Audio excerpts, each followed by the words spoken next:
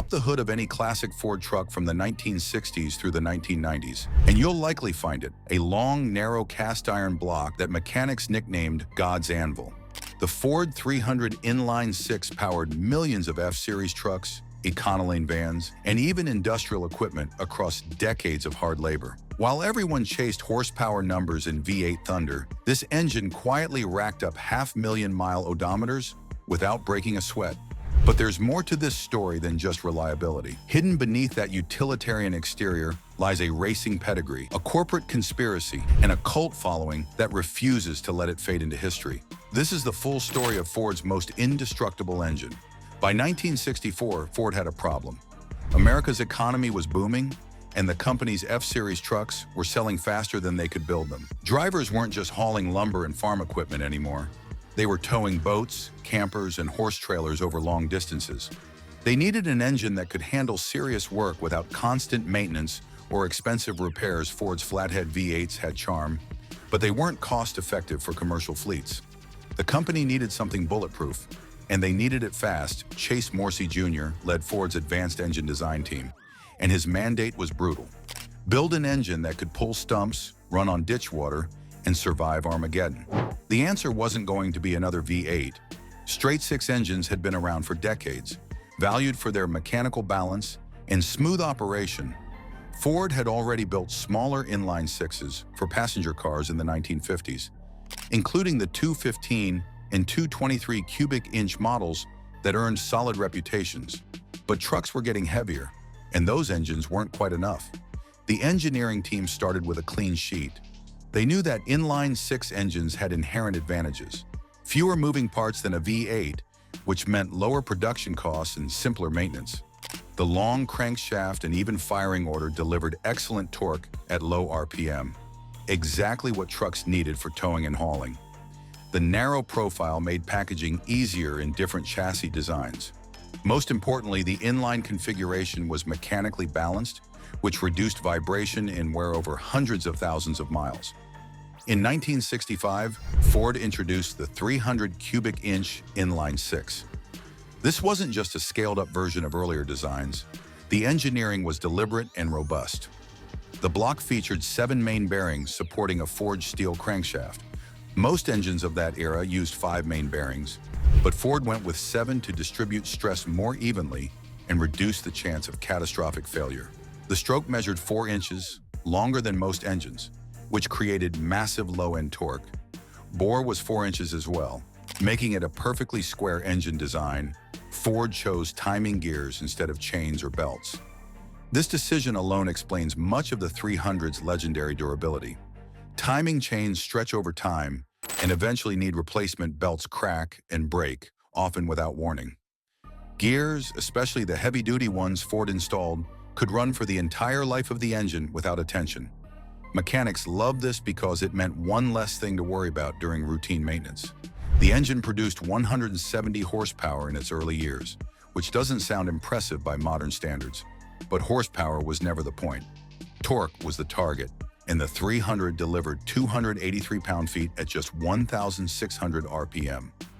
That low-end grunt meant trucks could start moving heavy loads from a standstill without lugging the engine or slipping the clutch. Farmers pulling equipment through muddy fields, construction crews hauling materials to job sites, and delivery drivers running stop-and-go routes all discovered the same thing. This engine just worked. Word spread quickly among working Americans. This engine could take abuse that would grenade other motors. Stories circulated of 300s running with cracked blocks, and farmers reported engines still running strong after 300,000 miles with nothing more than oil changes and one valve job. The nickname "million-mile motor" wasn't marketing hype. People were actually documenting these numbers. Ford built the 300 for farmers and fleet managers, but a different crowd was paying attention. Hot rodders and garage mechanics saw something Ford's marketing department never advertised: potential. While the company pushed V8s for performance, a quiet rebellion was brewing in workshops across America. And these builders were about to turn Ford's workhorse into something nobody expected. The unwritten rule of American hot rodding said you needed a V8 for performance. Inline-sixes were for economy cars and work trucks, not drag strips or street racing. But some builders looked at the Ford 300 and saw opportunity where others saw limitations. The engine's cast iron fortress construction and 7 main bearings meant it could handle stress. That long stroke delivered torque that V8s had to work harder to match. The question wasn't whether the 300 could make power. It was whether anyone had the guts to try. The most dramatic modification was the dual-quad carburetor setup. Installing 2 4-barrel carburetors on an inline-six was considered engineering heresy. Those setups belonged on big block V8s like the 427 Ford or 426 Hemi.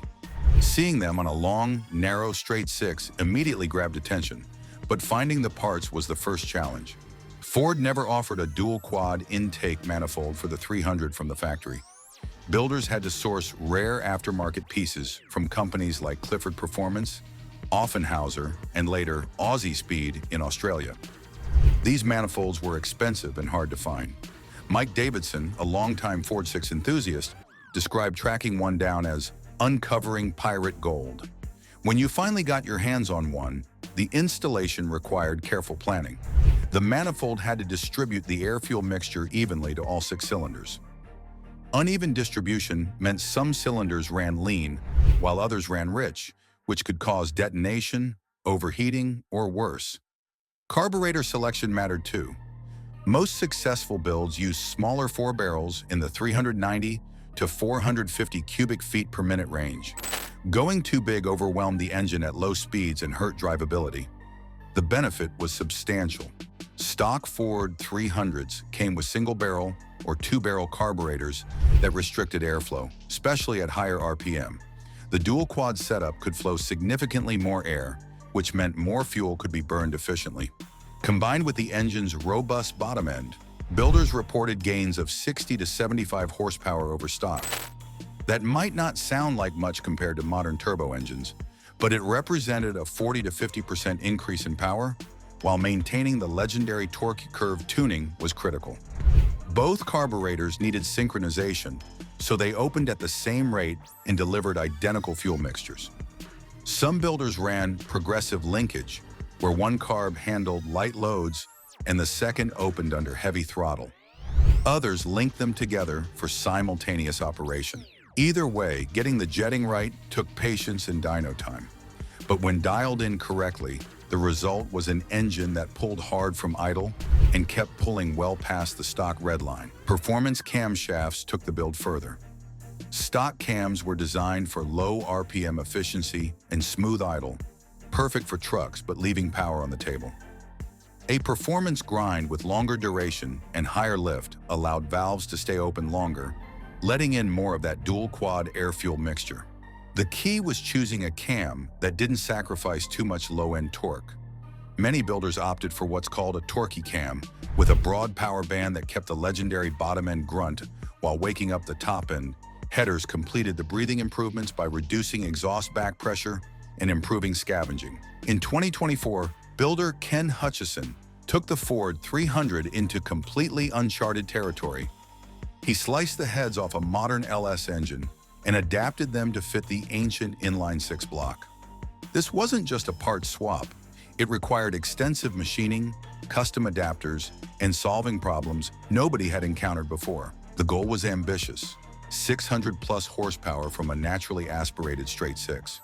Hot Rod magazine covered the build extensively, and the automotive community watched with fascination as Hutchison documented every step of the process. Across the world in Brazil, drag racer Jevon Dalla Valle proved the Ford inline-six's potential in a different way.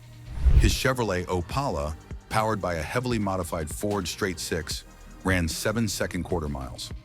That's supercar territory, achieved with an engine Ford designed for pulling farm equipment.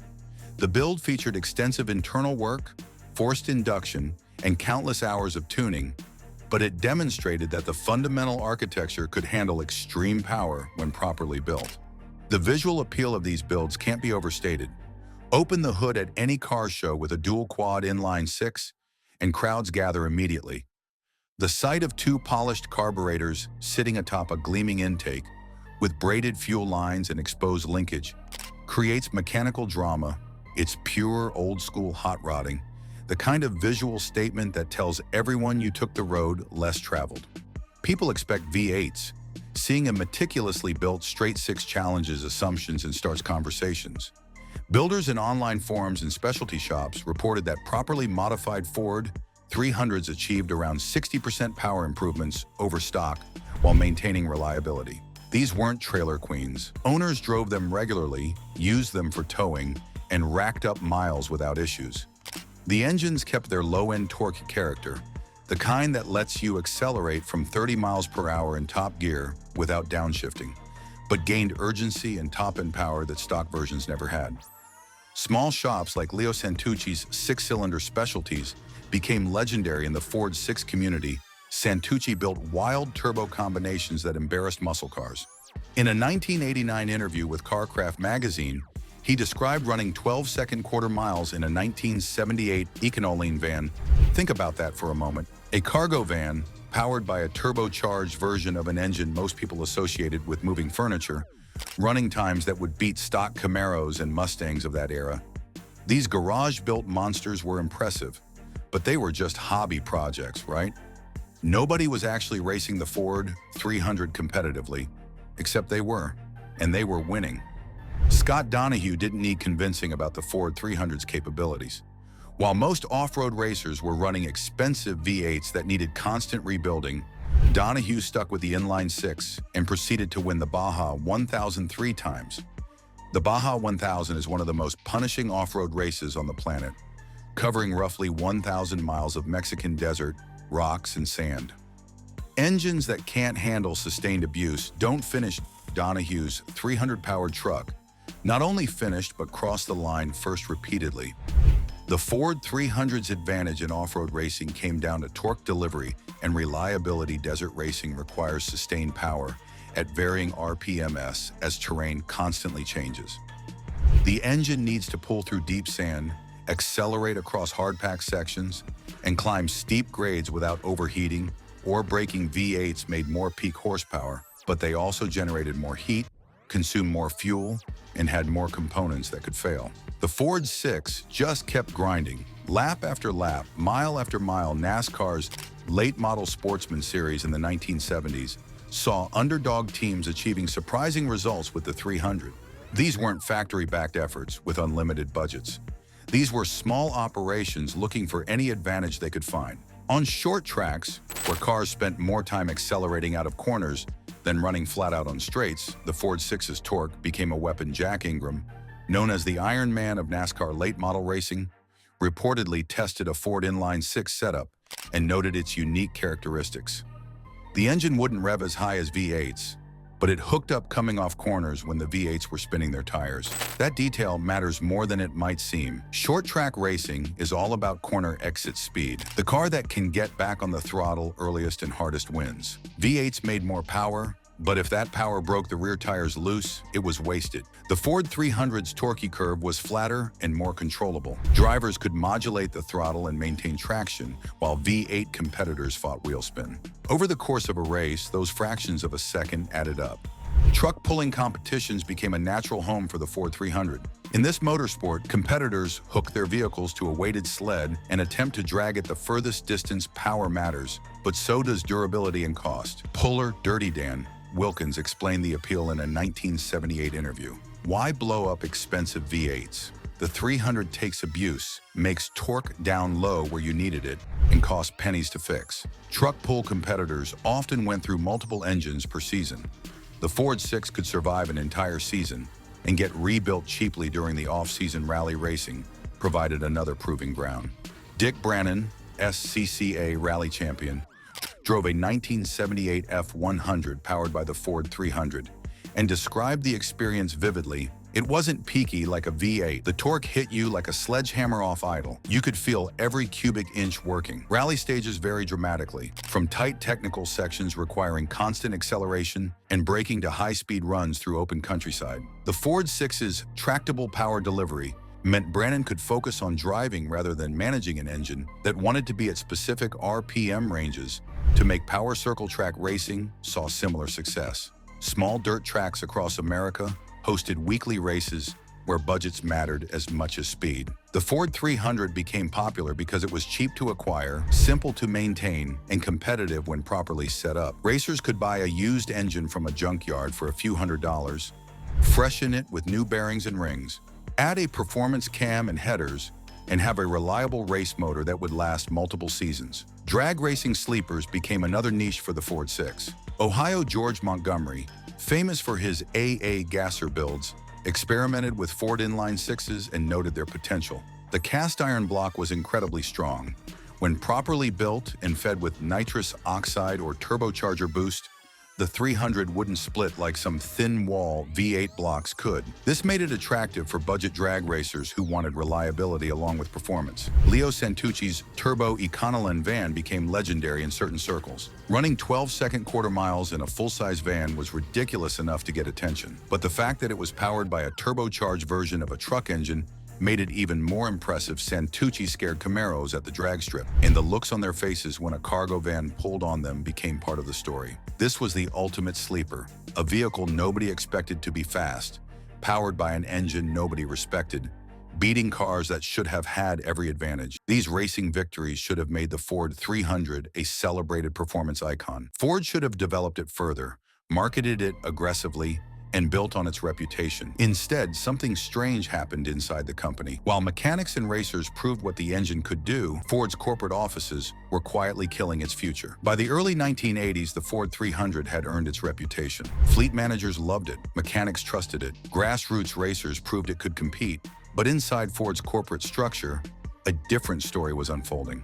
The inline-six was becoming a problem, not because it didn't work, but because it worked too well. V8 engines carried higher profit margins. They sold the performance image Ford wanted to project. The humble six-cylinder, no matter how capable, didn't fit the marketing narrative. Frank Miller, a retired engineer from Ford's powertrain division, made a startling claim in a 2005 online forum. He stated that his team begged management to develop fuel injection for the 300 in 1982. The technology existed. Ford was already implementing electronic fuel injection on other engines. Adapting it to the inline-six would have improved efficiency, increased power, and helped meet tightening emission standards. According to Miller, management's response was blunt. Put it in a V8. The implication was clear. Resources would go toward V8 development. The six-cylinder would have to make do with carburetor technology. This decision had consequences. Through the 1980s, emissions regulations became increasingly stringent. The Environmental Protection Agency imposed stricter limits on nitrogen oxides and carbon monoxide. Carburetor-fed engines struggled to meet these standards while maintaining performance. Engineers had to lean out fuel mixtures, retard ignition timing, and add air pumps and catalytic converters that restricted exhaust flow. Horsepower plummeted. The Ford 300, which started the decade producing 150 horsepower, was down to 120 horsepower by 1985. Torque dropped proportionally. Enthusiasts watched in frustration as the engine they loved got strangled by regulations. While Ford refused to give it the technology needed to adapt, V8s received fuel injection, computer controls, and development budgets. The inline-six got minimal updates and continued running obsolete carburetor setups. It felt like deliberate neglect. Some believed it was exactly that. Rumors of a secret project called Atlas circulated for years in enthusiast circles. According to these rumors, a Ford Skunk Works team developed a twin-turbocharged, fuel-injected version of the 300 sometime in the late 1980s or early 1990s. The target specifications were impressive, over 400 pound-feet of torque designed for a new generation of Super Duty trucks. The project allegedly reached advanced stages before being abruptly canceled in 1992. Blueprints disappeared. Engineers involved were reportedly told not to discuss it. The questions surrounding Atlas remain unanswered. Why develop an advanced inline-six and then kill it? Some speculate it performed too well and threatened diesel engine sales.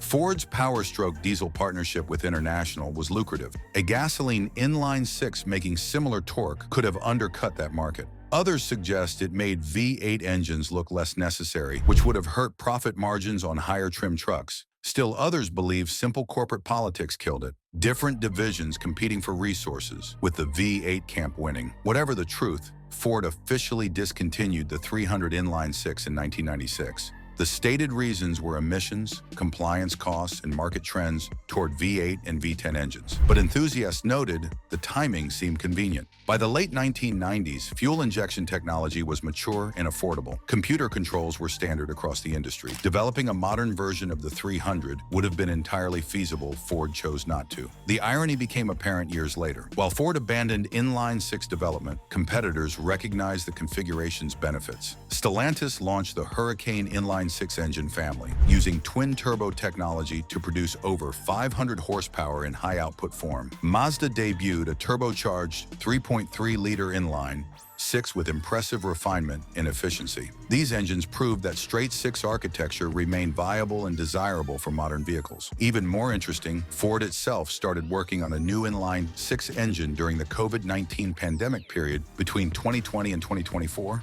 This project aimed to develop a modern straight-six for future vehicle platforms.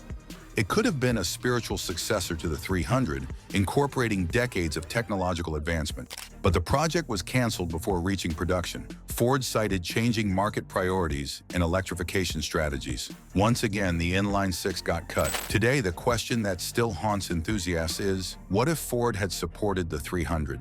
Would the inline-six have become a performance icon alongside the small block V8? We'll never know because those decisions were made in boardrooms focused on quarterly profits rather than engineering excellence. So what's your take on the immortal Ford 300? Have you ever driven one of these indestructible inline-sixes? Or are you thinking about rebuilding one yourself? Drop your thoughts in the comments below. And if you enjoyed uncovering the hidden truth behind this legendary engine, smash that like button and subscribe for more untold automotive stories. Until next time, stay curious, stay